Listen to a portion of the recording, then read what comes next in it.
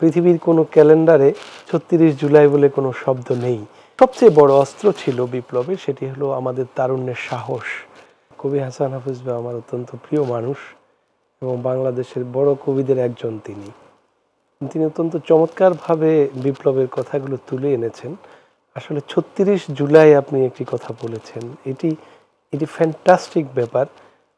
পৃথিবীর কোনো ক্যালেন্ডারে ৩৬ জুলাই বলে কোনো শব্দ নেই বা একটি সংখ্যা নেই। আমাদের তারুণ্য একটি সংখ্যা এখানে আবিষ্কার করেছেন, ৩৬ জুলাই। এটি হয়তো ক্যালেন্ডারের পাতায় থাকবে না, কিন্তু ইতিহাসে থেকে যাবে।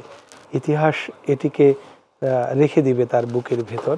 এবং ৫ই আগস্ট যেই ঘটনাটা ঘটেছে, এটি বা তার এক মাস আগ থেকে যে ঘটনা বাংলাদেশে ঘটেছে, এটি পৃথিবীর ইতিহাসে খুব একটা দেখা যায় না আন্দোলনের দিক থেকে, দেখা যায় না শিশু থেকে বৃদ্ধ পর্যন্ত সকল শ্রেণীর সকল জনমতের লোক একটি রেখায় এসে মিলিত হয়েছিল যারা স্বৈরাচারের পতন চেয়েছে।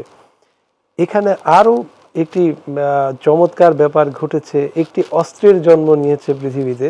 সেই অস্ত্রের নাম হলো গ্রাফিতি, যেটি গ্রাফিতি এই অস্ত্রের মাধ্যমে পৃথিবীতে কোথাও কোনো ভূমিকা প্রতিষ্ঠিত হয়েছে সেটাও আমরা দেখিনি, বাংলাদেশে হয়েছে। আরেকটি অস্ত্রের নাম, সবচেয়ে বড় অস্ত্র ছিল বিপ্লবের, সেটি হলো আমাদের তারুণ্যের সাহস। সাহস যে অস্ত্র হয়েছিল, সেই অস্ত্রের কাছে আগ্নেয়াস্ত্র পরাস্ত হয়েছে, খালি হাতে দাঁড়িয়েছিল এবং খালি হাতে এই সাহসের অস্ত্র নিয়েই দাঁড়িয়েছে। আরেকটি বিস্ময়কর বিষয় যেটা ঘটেছে, যে পৃথিবীর ইতিহাসে কোনো সেনাবাহিনীর মধ্যে এটা আমরা দেখিনি, পড়িনি, যে যুদ্ধক্ষেত্রে গুলি লাগছে আর পাশের লোকেরা দাঁড়িয়ে আছে, তারুণ্য দাঁড়িয়ে আছে, গুলি খেয়ে যে পড়ে গেল তাকে হয়তো তুলছে বা আরও সামনে এগিয়ে যাচ্ছে। এই যে দাঁড়িয়ে থাকাটা, এই সাহসের তুলনা পৃথিবীতে দ্বিতীয়টা নেই।